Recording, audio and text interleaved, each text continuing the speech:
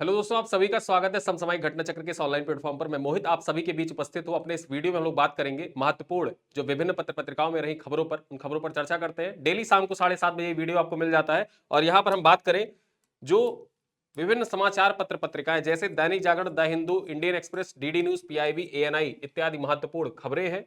और यहां से रिलेटेड जो इंपॉर्टेंट डाटा होता है, इनपुट होता है, वो आपके समक्ष यहाँ पर 7:30 बजे डेली शाम को प्रस्तुत किया जाता है, जिसमें प्रीलिम्स के फैक्ट भी मिल जाते हैं और मेंस का डाटा मिल जाता है। बेसिकली ये क्लास देखा जाए तो यूपीपीसीएस, ठीक है, आरओ, यूकेपीएससी, बीपीएससी और एमपीपीसीएस के लिए महत्वपूर्ण है। और यहां हमारा मेन फोकस है समीक्षा अधिकारी।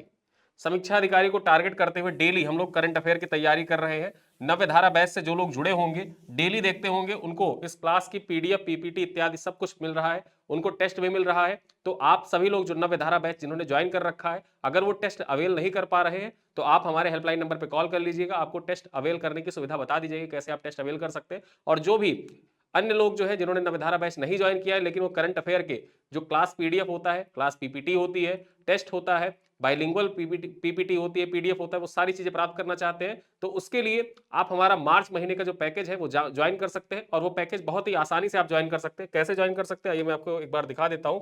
आप सबसे पहले जाइएगा गूगल पर और गूगल पर आपको सर्च करना है समसामयिक घटना चक्र पब्लिकेशन। शॉर्ट में लिखिएगा SSGCP।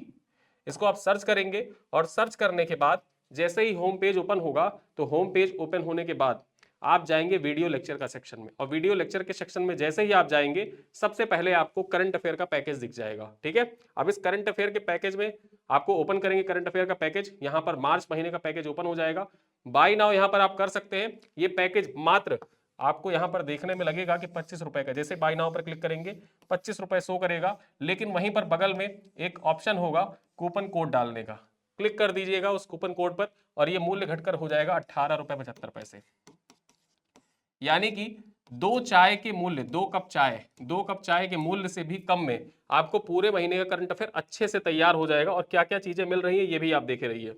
यहां पर देखा जाए तो आपको वीडियो क्लासेस मिलती है डेली, और डेली क्लासेस मिलने के साथ साथ जो क्लास पीपीटी होती है, पिक्टोरियल पीपीटी होती है, वो भी आपको मिल जाती है। और पर डे आपको यहां पर देखा जाए तो 10 एमसीक्यू का टेस्ट, जैसे आप क्लास अटेंड करते हैं उसी क्लास पर आधारित 10 एमसीक्यू अलग से टेस्ट होते हैं, जो मैं डेली क्लास में पूछता हूं। उस एमसीक्यू से अलग वो प्रश्न बनते हैं। वो प्रश्न मैं नहीं बनाता, वो प्रश्न हमारी टीम लगी हुई है, वो टीम खुद से बनाती है। ठीक है, तो उसमें आपका डिफरेंस हो जाता है। तो इस वजह से ये पैकेज देखा जाए तो यहाँ पर लगातार सारी चीजें चल रही हैं, आप इसको ज्वाइन कर सकते हैं। ये थी जानकारी जो देना अनिवार्य था। बहुत से लोगों का फोन कॉल आता है, डेली मैसेज पड़ा रहता है कमेंट बॉक्स में कि सर हम ज्वाइन नहीं कर पा रहे।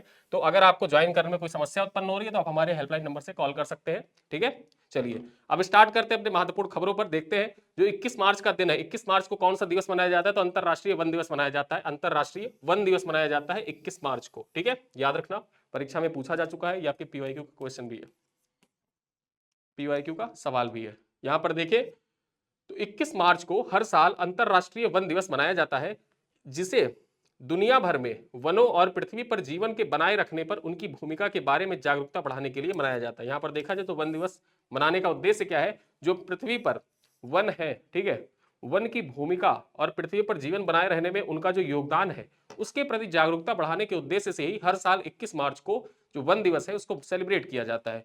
यहां पर इसका इतिहास जान ले तो संयुक्त राष्ट्र महासभा द्वारा 2012 में 21 मार्च को अंतरराष्ट्रीय वन दिवस घोषित किया गया था। किसके द्वारा घोषित किया गया था? संयुक्त राष्ट्र महासभा के द्वारा घोषित किया गया था। ठीक है, अब आगे बात करें महत्व क्या है, तो वनों का पृथ्वी के लिए बहुत महत्व है, क्योंकि वे हमारे पर्यावरण को संतुलित करते हैं, जलवायु परिवर्तन से लड़ते हैं और कई जीवों के लिए घर का भी काम करते हैं वन। ठीक है, यहां पर बात करें तो 2025 में थीम क्या है जो वन दिवस है? वन और खाद्य पदार्थ, यानी कि फॉरेस्ट एंड फूड इस बार का थीम है। और थीम याद रखिएगा, आपके परीक्षा के लिए थीम महत्वपूर्ण हो जाता है। ये थीम जो है ये इंपॉर्टेंट है। ठीक है, थीम आपके परीक्षा के लिए बहुत महत्वपूर्ण है। इस बार का थीम क्या है? और थीम से रिलेटेड सवाल आप देखेंगे पीवाईक्यू में, कई बार थीम ही पूछा है करंट अफेयर में। ठीक है, वन और खाद्य पदार्थ इस बार का जो विश्व वन दिवस है, अंतरराष्ट्रीय वन दिवस है, उसका थीम है। चलिए खबरों पर चर्चा करें उससे पहले एक चीज और जान लेते हैं। यहाँ पर अंतरराष्ट्रीय प्रसन्नता दिवस, इंटरनेशनल डे ऑफ हैप्पीनेस। ठीक है, यहाँ पर जो हैप्पीनेस वर्ल्ड हैप्पीनेस डे है, वर्ल्ड हैप्पीनेस डे के बारे में जान ले। और इसी दिन जो वर्ल्ड हैप्पीनेस इंडेक्स है उसको जारी किया जाता है, ठीक है, वर्ल्ड हैप्पीनेस इंडेक्स जारी किया जाता है। और इस बार देखा जाए तो फर्स्ट पोजीशन पर कौन है वर्ल्ड हैप्पीनेस इंडेक्स में? फर्स्ट पोजीशन पर है फिनलैंड, ठीक है, फिनलैंड फर्स्ट पर है। भारत कौन सा स्थान है भारत का? तो भारत का स्थान है कितना? 118वां स्थान। लास्ट ईयर कितना था? लास्ट ईयर था भारत का स्थान 126वां। कौन सा? 126वां स्थान था लास्ट ईयर भारत का। 1 2 6 भारत का था। लास्ट स्थान कौन सा है? 147वां स्थान। यानी कि टोटल देखा जाए इस बार जो हैप्पीनेस इंडेक्स जारी किया गया उसमें 147 देशों की रैंकिंग जारी की गई और 147वां स्थान किसका है? अफगानिस्तान का है, ठीक है, अफगानिस्तान का सबसे अंतिम स्थान है। तो ये चीज आप जान गए। जो वर्ल्ड हैप्पीनेस इंडेक्स है, इंडेक्स के बारे में मैंने चर्चा कर दी और इंडेक्स से रिलेटेड वीडियो अभी तुरंत जब वीडियो आया है उसके 1 घंटे पहले ही अपलोड हुआ है, ठीक है। यहाँ पर देखा जाए तो अंतरराष्ट्रीय प्रसन्नता दिवस प्रत्येक वर्ष 20 मार्च को मनाया जाता है। इस दिन का उद्देश्य यह समझाना है कि खुशी और समृद्धि केवल व्यक्तिगत इच्छाएं नहीं बल्कि वैश्विक लक्ष्य भी है। इस बार का थीम क्या था? Caring and sharing. क्या था थीम? केयरिंग एंड शेयरिंग इस बार का थीम था। ये थीम आपके परीक्षा के दृष्टिकोण से इंपॉर्टेंट है। इंटरनेशनल डे ऑफ हैप्पीनेस का थीम क्या है? तो इंटरनेशनल डे ऑफ हैप्पीनेस का थीम है केयरिंग एंड शेयरिंग, ठीक है। यहां पर देखा जाए तो संयुक्त राष्ट्र ने वर्ष 2013 में पहली बार अंतरराष्ट्रीय प्रसन्नता दिवस मनाया था। वन दिवस की शुरुआत कब हुई थी? अंतरराष्ट्रीय वन दिवस की शुरुआत हुई थी 2012 से, ठीक है, 2012 से। और संयुक्त राष्ट्र द्वारा जो अंतरराष्ट्रीय प्रसन्नता दिवस है ये कब मनाया गया पहली बार? तो 2013 में इसको मनाया गया था, ठीक है। यहां पर हम बात कर ले, यह दिवस संयुक्त राष्ट्र महासभा द्वारा 12 जुलाई 2012 को पारित एक संकल्प के तहत घोषित किया गया था। यानी कि संयुक्त राष्ट्र महासभा जो है उसके द्वारा 12 जुलाई 2012 में एक संकल्प पारित किया गया और संकल्प पारित करने के बाद 20 मार्च का जो दिन था उसको निर्धारित किया गया कि 20 मार्च के दिन को हम लोग हर साल प्रसन्नता दिवस के रूप में बनाएंगे। और उसके बाद पहली बार कब मनाया गया? 2013 में मनाया गया था प्रसन्नता दिवस, ठीक है। तो 2013 में पहली बार अंतरराष्ट्रीय प्रसन्नता दिवस मनाया गया था। मुझे उम्मीद है आप समझ गए होंगे। आगे हम बात करें, महत्वपूर्ण खबर है, यूपी स्पेशल के दृष्टिकोण से इंपॉर्टेंट है, पुरानी खबर है लेकिन जरूरी है, इस वजह से यहां पर चर्चा कर लेते हैं। श्रमिक कल्याण प्रणाली के लिए इंडस एक्शन और यूपी सरकार के बीच में समझौता हुआ है और ये यूपी स्पेशल, ठीक, यूपी स्पेशल के लिए इंपॉर्टेंट है। आपको पता होना चाहिए कि जब आप आरओ एआरओ की परीक्षा देने जाते हैं, ठीक है, आरओ एआरओ, इसमें अंतर इतना है कि आरओ एआरओ की परीक्षा जो है यूपी स्पेशल के प्रश्नों की संख्या यहां पर ज्यादा होती है, ठीक है। जब आप पीसीएस देने जाते हैं, पीसीएस में आपको यूपी स्पेशल के प्रश्नों की संख्या इक्का दुक्का ही दिखेगी, लेकिन अच्छा खासा वेटेज है आरओ में, ठीक है। अच्छे खासे सवाल आपसे आरओ एआरओ में पूछे जाते हैं यूपी स्पेशल से। और यूपी स्पेशल वाले जो भी करंट अफेयर हो वो आपके परीक्षा के लिए इंपॉर्टेंट हो जाते हैं। इसी वजह से मैं कहता हूं कि ये करंट अफेयर की क्लास जो है ये आरओ के लिए अब रामबाण क्लास होगी, क्योंकि हम लोग यहाँ पर यूपी स्पेशल के प्रश्नों पर ज्यादा से ज्यादा फोकस करने का प्रयास करेंगे, ठीक है।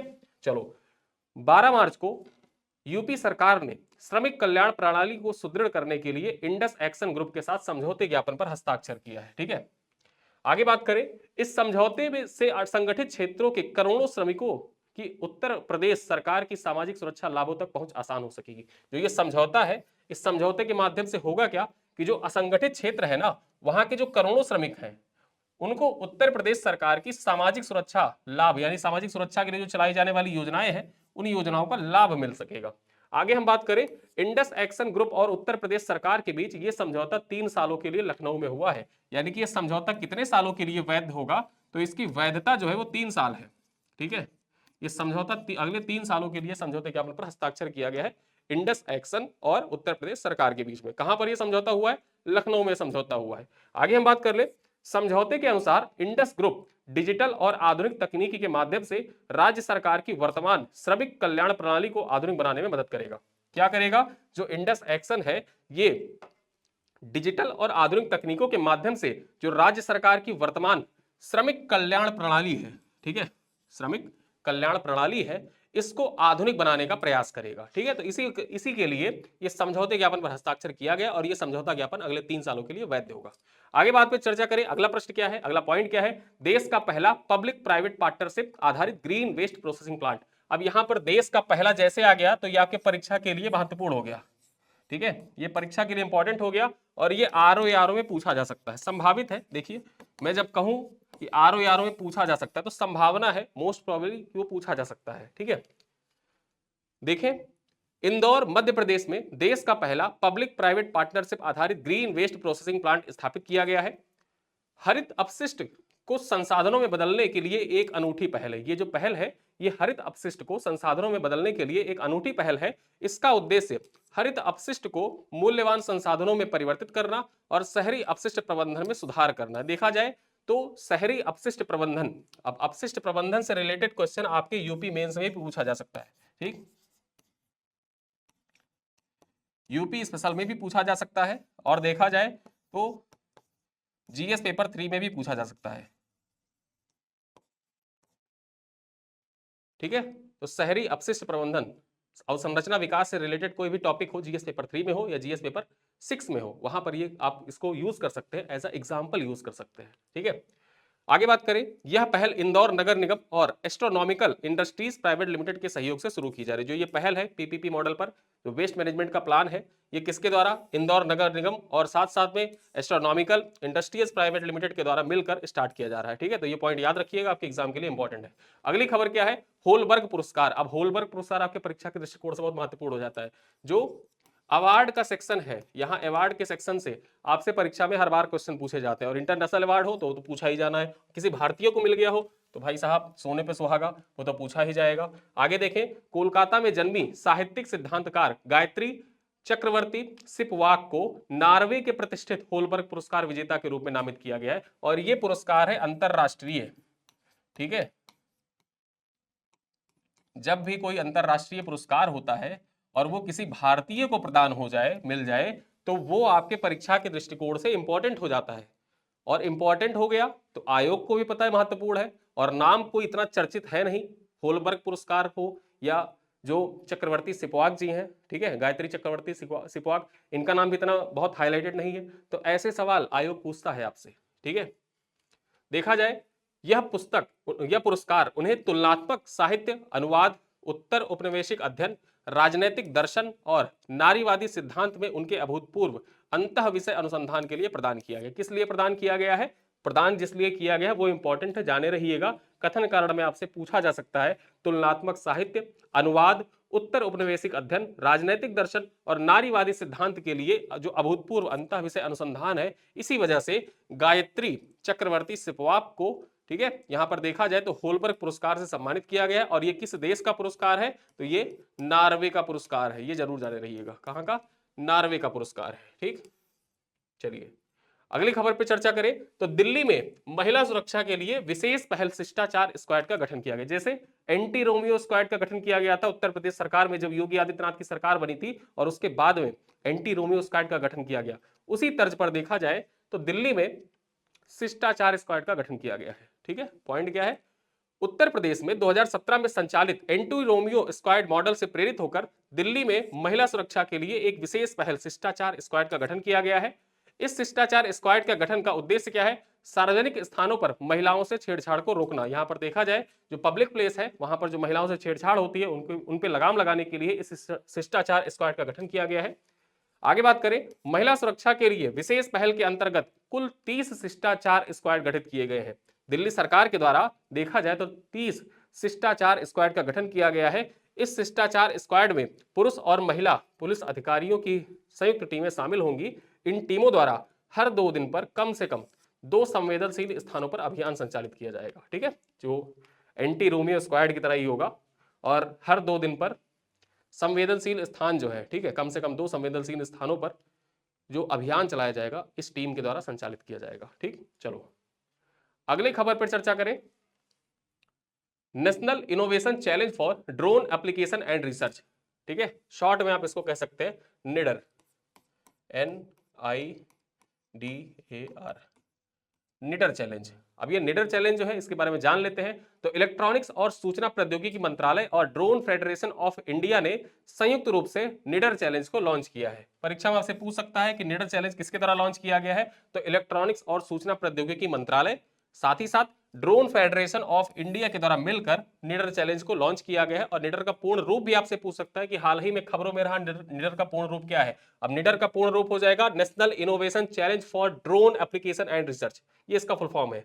आगे हम बात करें, चैलेंज का नाम मैंने आपको बता दिया कि national innovation challenge for drone application and research, ये शॉर्ट फॉर्म में दिया रहेगा। निडर आपसे पूर्ण रूप पूछ सकता है। अब यहां पर लॉन्च करने वाले संगठन के बारे में मैंने आपको बता दिया कि इलेक्ट्रॉनिक्स और सूचना प्रौद्योगिकी मंत्रालय और ड्रोन फेडरेशन ऑफ इंडिया के द्वारा लॉन्च किया गया है। उद्देश्य क्या है इसको लॉन्च करने का, जो ये चैलेंज है, इस चैलेंज को लॉन्च करने के पीछे उद्देश्य क्या है, तो मानव रहित विमान प्रणाली में नवाचार और अनुसंधान को बढ़ावा देने के उद्देश्य से ही इसको लॉन्च किया गया। किसके लिए, जो मानव रहित अनमैन्ड एरियल व्हीकल होते हैं ना, उनमें देखा जाए तो नवाचार और अनुसंधान को बढ़ावा देने के उद्देश्य से ही निडर पहल को लॉन्च किया गया है। कार्यक्रम के हिस्से के रूप में देखा जाए, ये कार्यक्रम का हिस्सा क्या है, तो स्वयान पहल जो है ये कार्यक्रम का हिस्सा है। और लॉन्चिंग स्थान कहां पर है, तो इलेक्ट्रॉनिक निकेतन, ठीक है, जो इलेक्ट्रॉनिक निकेतन है, इलेक्ट्रॉनिक और सूचना प्रौद्योगिकी मंत्रालय का इलेक्ट्रॉनिक निकेतन है, वहीं पर इसको लॉन्च किया गया है। अब यहां पर निडर का उद्देश्य क्या है, जो निडर है इसका उद्देश्य क्या है, और स्वान पहल के बारे में हम चर्चा करेंगे।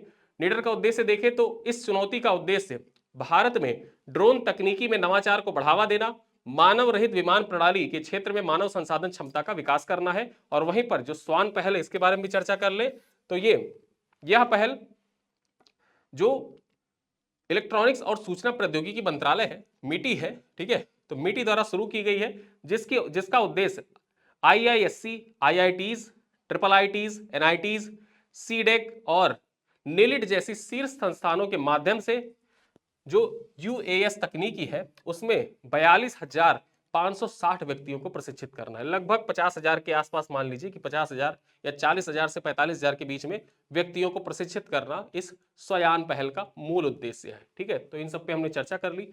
अगली प्रजाति क्या है, मतलब अगला क्वेश्चन क्या है, अगला क्वेश्चन है उमट्याला वंश की घनी झाड़ी की नई प्रजाति की खोज। अब यहां पर देखा जाए, जो उमट्याला वंश है इसकी घनी झाड़ी की एक नई प्रजाति खोजी गई है। कहां पर खोजी गई है, ये आपके परीक्षा के लिए इंपॉर्टेंट हो जाता है। और ये आपसे, अगर आप यूपीएससी दे रहा है कोई आप में से, तो याद रखिएगा ऐसे क्वेश्चन यूपीएससी पूछता है। ठीक है, केरल के तिरुवनंत जिले में अगस्त्यामलाई बायोस्फीयर रिजर्व में पाए जाने वाले हल्के बैगनी फूलों वाली एक घनी झाड़ी को उमट्याला वंश की एक अलग प्रजाति के रूप में पुष्टि की गई है। यहां पर देखा जाए तो इसकी खोज कहां पर की गई है, जो केरल के तिरुवनंतपुरम जिले में अगस्त्यामलाई बायोस्फीयर रिजर्व है, वहीं पर इस उमट्याला घनी झाड़ी की एक नई प्रजाति खोजी गई है। और वनस्पति विज्ञान की दृष्टि से यह महत्वपूर्ण विकास इसलिए भी दिलचस्प है क्योंकि इस पौधे का एक नमूना पहली बार शोधकर्ताओं द्वारा 27 साल पहले एकत्र किया गया था। यानी कि एक नमूना 27 साल पहले ही एकत्र कर लिया गया था और अब इसकी पुष्टि की गई है, तो इस वजह से ये इंपॉर्टेंट हो जाता है इसका नाम आपकी परीक्षा के दृष्टिकोण से। और यहां पर देखा जाए तो शोधकर्ताओं ने दक्षिण पश्चिम भारत में पाई जाने वाली इस नई प्रजाति का नाम केरल राज्य के नाम पर उमट्याला केरलेंसिस रखा है। क्या रखा है, उमट्याला केरलेंसिस। ठीक है, इस वजह से ये नाम इंपॉर्टेंट हो जाता है, परीक्षा में आपसे पूछ सकता है कि उमट्याला केरलेंसिस। हाल ही में चर्चा मेरा उमट्याला केरलेंसिस एक प्रजाति है किसका, यूपीएससी ऐसे पूछता है, मेढक का, सांप का, झाड़ी का या तितली का। 4 ऑप्शन दे देगा, ए बी सी डी। आसान सा क्वेश्चन, लेकिन यूपीएससी पूछेगा आपसे। उमट्याला, जो उमट्याला केरलेंसिस है, हाल ही में चर्चा में रहा उमट्याला केरलेंसिस निम्नलिखित में से किसकी प्रजाति है, मेढक, सांप, झाड़ी या तितली। ऑप्शन आप क्या टिक कर कराएंगे, झाड़ी की प्रजाति है। लेकिन आप में से ज्यादातर लोग क्या टिक कर सकते हैं, या तो तितली टिक कर देंगे या तो मेढक टिक कर देंगे, वहीं पर हो जाएगा गलत। ठीक है, जाने रहिए। चलिए अगली खबर क्या है, फिच रेटिंग्स ने भारत का विकास अनुमान को संशोधित कर दिया। जो फिच है उसके द्वारा भारत का जो अनुमान है विकास, भारत जीडीपी का अनुमान जो फिच द्वारा व्यक्त किया गया था उसको फिर से संशोधित किया गया है। क्या पॉइंट है, फिच रेटिंग्स ने अमेरिका द्वारा पारस्परिक शुल्क है, ठीक है, लगाए जाने के प्लान के बाद वित्त वर्ष 2025-26 के लिए भारत की वृद्धि दर को संशोधित कर दिया है। और संशोधित कर कितना कर दिया है, 6.5%। यानी कि जो फिच है, फिच के द्वारा कहा जा रहा है कि 2025-26 में, कब, 2025-26 में जो भारत की जीडीपी ग्रोथ होगी वो कितना होगा, 6.5% की दर से जीडीपी ग्रो करेगी। ठीक है, पहले ज्यादा बताया था लेकिन अब उसे संशोधित करके कम कर दिया है। क्यों कम कर दिया है, जो अमेरिका द्वारा जो पारस्परिक शुल्क है, पारस्परिक शुल्क का मतलब क्या कि हमने अमेरिका के ऊपर कुछ टैरिफ लगाया तो अमेरिका ने हमारे ऊपर भी टैरिफ लगा दिया, उस कारण से जो जीडीपी है वो थोड़ा सा उसमें कमी देखी गई।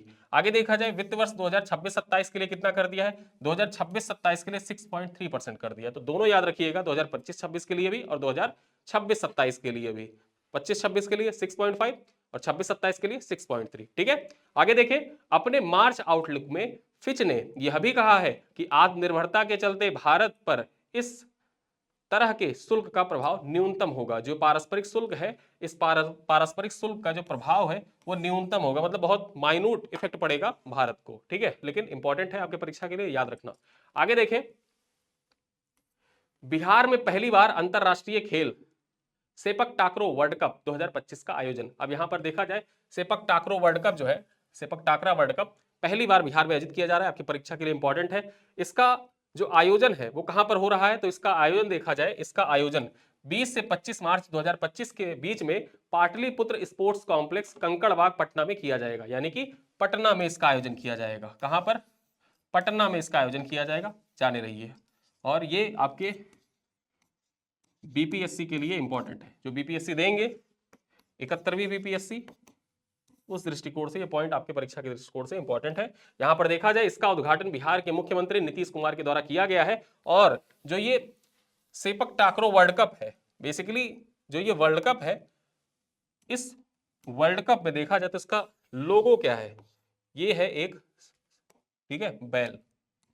यहां पर पेन चेंज कर लेता हूं, क्या है ये एक बैल है। और इस बैल को क्या नाम दिया गया है, इसको नाम दिया गया भीम।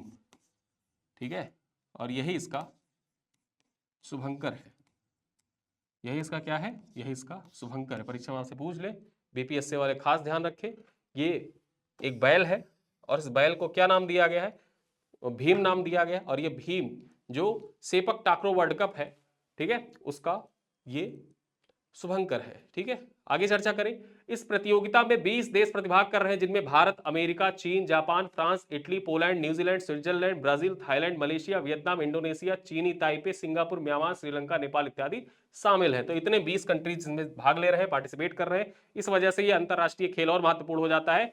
जो सेपक टाकरो खेल है, ये बेसिकली एक किक बॉल प्रतियोगिता होती है, किक वॉलीबॉल प्रतियोगिता होती है। जैसे वॉलीबॉल होता है तो उसमें हाथ का प्रयोग किया जाता है, और यहां पर देखा जाए तो ये एक फुटबॉल और वॉलीबॉल दोनों का मिश्रण है, दोनों का मिश्रण है। यहां पर जो मैच होता है बेसिकली हाथों के बजाय किससे खेला जाता है, पैर से खेला जाता है, घुटने से खेला जाता है और छाती से खेला जाता है। मतलब हाथों का इस्तेमाल इस खेल में नहीं किया जाता है, और इसी वजह से इसको आप जाने रहिएगा, परीक्षा के दृष्टिकोण से इंपॉर्टेंट भी है। आगे देखें, पीरामल फाउंडेशन ने अर्ध शहरी और ग्रामीण क्षेत्रों में ऋण देने को बढ़ावा देने के लिए पंजाब और सिंध बैंक के साथ समझौते ज्ञापन पर हस्ताक्षर किया है। जो अर्ध शहरी और ग्रामीण क्षेत्र है, वहां पर ऋण को बढ़ावा देने के लिए किसके साथ समझौते ज्ञापन पर हस्ताक्षर किया है पीरामल फाइनेंस ने, पंजाब और सिंध बैंक के साथ। यहां पर बात करें, अग्रणी गैर बैंकिंग वित्तीय कंपनी जो एनबीएफसी है, पीरामल कैपिटल्स और हाउसिंग फाइनेंस लिमिटेड, और भारत के प्रमुख सार्वजनिक क्षेत्र के बैंकों में से एक पंजाब और सिंध बैंक ने ग्रामीण और अर्ध शहरी क्षेत्र पर विशेष जोर देते हुए मध्यम और निम्न आय वाले उधारकर्ताओं के लिए ऋण उपलब्धता बढ़ाने के लिए एक रणनीतिक सह ऋण साझेदारी में प्रवेश किया है। ठीक है, रणनीतिक सह ऋण साझेदारी में प्रवेश किया है। यह सहयोग पंजाब और सिंध बैंक की गहन वित्तीय विशेषज्ञता और 1575 शाखाओं में व्यापक नेटवर्क को पीरामल फाइनेंस के अनूठे हाईटेक हाई टच दृष्टिकोण के साथ जोड़ता है। यहां पर जो हाईटेक और हाई टच दृष्टिकोण है, ये किसका है, ये पीरामल फाइनेंस का है। और पीरामल फाइनेंस और पंजाब एंड सिंध बैंक के बीच में समझौता हुआ है। ठीक है, इस समझौते के तहत क्या होगा, जो अर्ध शहरी क्षेत्र है और ग्रामीण क्षेत्र है, वहां के लोगों को वित्तीय ऋण प्रदान किया जाएगा, जिससे वो अपनी कार्य प्रणाली को आगे बढ़ा सके, स्वरोजगार कर सके, इत्यादि विभिन्न प्रक्रियाएं जो होती हैं उनको अपना सके, जिससे जो आर्थिक विकास है उस आर्थिक विकास में उनका भी भागीदारी सुनिश्चित हो सके। इसी दृष्टिकोण से ये आपके परीक्षा के दृष्टिकोण से महत्वपूर्ण हो जाता है और जानकारी के लिए भी बहुत महत्वपूर्ण है। चलिए अगली खबर पर चर्चा करें तो भारतीय धाविका अर्चना जाधव पर 4 साल का प्रतिबंध लग गया। बेसिकली देखा जाए तो डोपिंग टेस्ट जो था वो जनवरी से ही इनके ऊपर चल रहा था। ठीक, जो डोपिंग का मामला है वो जनवरी 2025 से इनके ऊपर चल रहा था। अब ऑफिशियली इनके ऊपर बैन लगा दिया गया, जनवरी के बाद से ही इनको बैन कर दिया गया था, लेकिन अब इनको ऑफिशियली बैन कर दिया गया है 4 सालों के लिए। तो यहां पर चर्चा कर ले, भारतीय लंबी दूरी की धाविका अर्चना जाधव पर world athletics athlete integrity unit ने 4 साल का प्रतिबंध लगा दिया है। ठीक है, अब यहां पर देखा जाए उन्होंने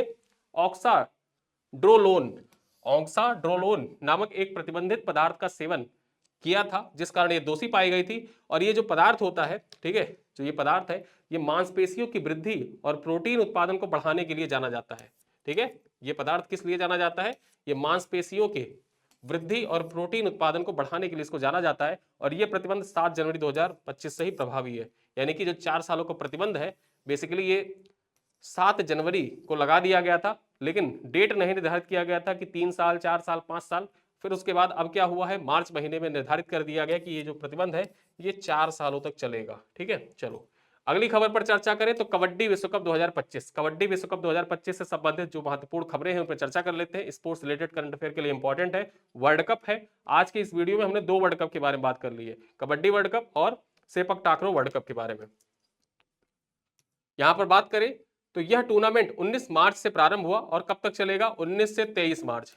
ठीक, 19 से 23 मार्च के बीच में इसको खेला जाएगा। देखा जाए तो यह टूर्नामेंट 19 मार्च से प्रारंभ हुआ और 7 दिनों तक चलेगा, जिसमें 60 से अधिक मुकाबले बर्मिंघम, क्वेंट्री और वालसा और वुलरहैम्पटन सहित विभिन्न स्थानों पर आयोजित किए जाएंगे। पहली बार यह टूर्नामेंट एशिया से बाहर आयोजित किया जा रहा है। पहली बार है जब कबड्डी विश्व कप 2025 एशिया से बाहर आयोजित किया जा रहा है। और जैसे ही पहली बार, कहीं भी आप सुने पहली बार कोई घटना घट रही है, तो पहली बार वैसे आपके परीक्षा के दृष्टिकोण से इंपॉर्टेंट हो जाती है। आप छोटे थे जब कभी आप बस से यात्रा कर रहे थे, रेल से यात्रा कर रहे थे, तो सामान्य अध्ययन की एक छोटी सी किताब बिकती थी 10 रुपए की। दुनिया का सबसे बड़ा, दुनिया का सबसे पहला, भारत का सबसे पहला, भारत का सबसे ऊंचा, विश्व का सबसे बड़ा, ये सारी चीजें आपने बचपन से पढ़ी है ना। जब आप क्लास 5th 6 में रहे होंगे, लूसेंट की किताब आपस में अपने दोस्तों के साथ आप बैठते रहोगे, कभी सुना होगा, तो वो क्वेश्चन पूछते थे भारत का सबसे ऊंचा जहाज, मतलब भारत का सबसे ऊंचा पर्वत कौन सा है, विश्व का सबसे ऊंचा पर्वत कौन सा है। ये सारे प्रश्न आपने अपने दोस्तों के साथ डिस्कस किए थे। बचपन से छोटी छोटी यादें थी, अभी भी जुड़ी होंगी। और वो यादें कैसे थी? ऐसे ही थी कि ये जो है वो इंपॉर्टेंट है। तो वही चीज आज भी अप्लाई होती है।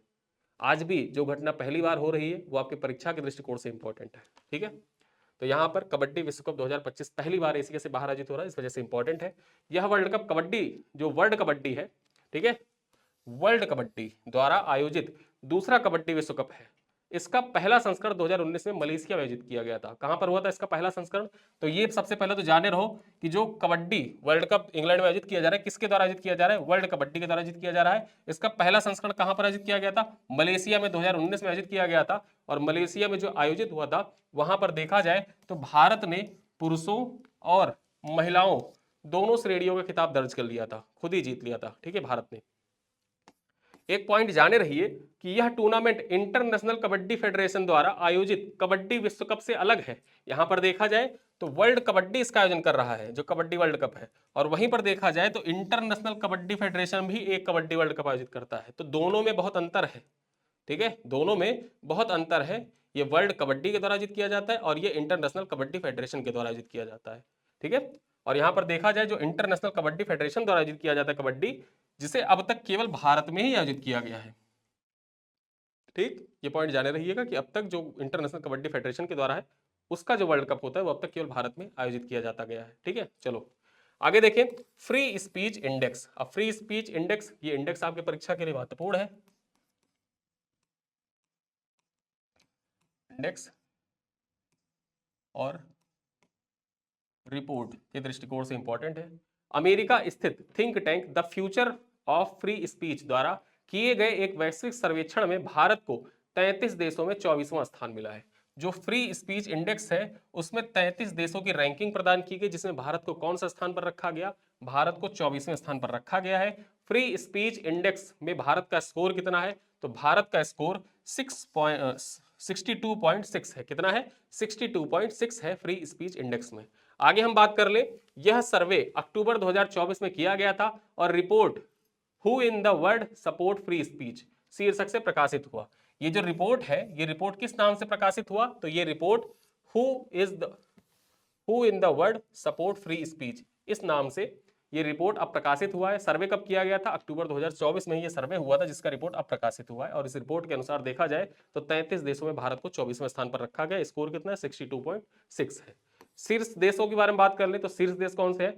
नॉर्वे जो है ये शीर्ष स्थान पर है, 87.9 स्कोर है। उसके बाद देखा जाए डेनमार्क का स्थान है, कुछ सर्वाधिक रैंकिंग मिली है, मतलब शीर्ष स्थान इनको प्राप्त हुआ है। पहले स्थान पर नॉर्वे और दूसरे स्थान पर डेनमार्क है। वहीं हम बात कर ले इंडोनेशिया, मलेशिया और पाकिस्तान में सुधार हुआ है, लेकिन वे अभी भी निचले पायदान पर बरकरार है। यहां पर देखा जाए निचले पायदान पर कौन कौन से हैं? इंडोनेशिया है, फिर मलेशिया है और पाकिस्तान है। ये तीनों अभी निचले पायदान पर बरकरार है। ठीक है, अब यहां पर देखा जाए आज के जो इंपॉर्टेंट करंट अफेयर थे उन पे हमने चर्चा कर ली। इसी स्लाइड पर आधारित कुछ क्वेश्चन है आपके लिए, उन क्वेश्चनों का उत्तर आपको कमेंट बॉक्स में देना है। पहला क्वेश्चन क्या है? नॉर्वे में प्रतिष्ठित 2025, ठीक है, होलबर्ग पुरस्कार किसे प्रदान किया है? नॉर्वे ने, ठीक है, होलबर्ग पुरस्कार किसे प्रदान किया गया है? अमर्त्य सेन, गायत्री चक्रवर्ती सिपवाग, अरुंधति राय या रमेश भटनागर को। क्वेश्चन नंबर 2 है, दिल्ली में महिला सुरक्षा के लिए गठित शिष्टाचार स्क्वाड किस मॉडल से प्रेरित है? कौन से मॉडल से प्रेरित है बताना है आपको। Anti Romeo squad model, mission शक्ति मॉडल, निर्भया स्क्वाड मॉडल या महिला सुरक्षा समिति मॉडल। क्वेश्चन नंबर 3 है, स्पेक टाक्रो वर्ल्ड कप 2025 का आयोजन कहां पर किया जा रहा है? मुंबई, पटना, नई दिल्ली, चेन्नई। क्वेश्चन नंबर 4 है, भारतीय धाविका अर्चना जाधव को किस प्रतिबंधित पदार्थ के सेवन के लिए 4 सालों के लिए प्रतिबंधित कर दिया गया? टेस्टोस्टेरोन, ऑक्साड्रोलोन, नाट्रोस्टोन या डोस्ट्रानोलोन। कौन सा है आप बताइएगा चारों में से। क्वेश्चन नंबर 5 है, 2025 में अंतरराष्ट्रीय वन दिवस का थीम क्या है? वन और जलवायु, वन और खाद्य पदार्थ, वन और शिक्षा, वन और जैव विविधता। तो इन 5 प्रश्नों का उत्तर आप कमेंट बॉक्स में दीजिएगा। वीडियो कैसा लगा अपने दोस्तों के साथ साझा करिएगा, बताइएगा। आपका कुछ फीडबैक होगा तो कमेंट में जरूर बताइएगा। और अब हमारे जो करंट अफेयर के क्लासेस आएंगे उनमें यूपी स्पेशल पर विशेष फोकस किया जाएगा। और विशेष फोकस के साथ साथ में एक चीज आप और भी जाने रहिए कि अब आरओ एआरओ की परीक्षा नजदीक है, तो आरओ एआरओ ओरिएंटेड जितने भी महत्वपूर्ण करंट अफेयर होंगे वो हमारे इस वीडियो में रेगुलर करंट अफेयर में कवर होते रहेंगे। इसका पीपीटी, पीडीएफ इत्यादि प्राप्त करने के लिए मैंने आपको पहले ही बताया है कि आप हमारा पैकेज ज्वाइन कर सकते हैं। वहां पर व्हाट्सएप कम्युनिटी की भी सुविधा है। व्हाट्सएप कम्युनिटी में आप आके प्रिंटेबल पीडीएफ भी डाउनलोड कर सकते हैं, जिसको आप जाके प्रिंट आउट निकलवा सकते हैं और अंत में आप रिवाइज भी कर सकते हैं आसानी से। इससे आपका पूरा करंट अफेयर महीने का तैयार हो जाएगा अच्छे से। ठीक है, तो इसी के साथ इस वीडियो को मैं यही समाप्त करता हूं। मिलते हैं अगले वीडियो में, तब तक के लिए धन्यवाद।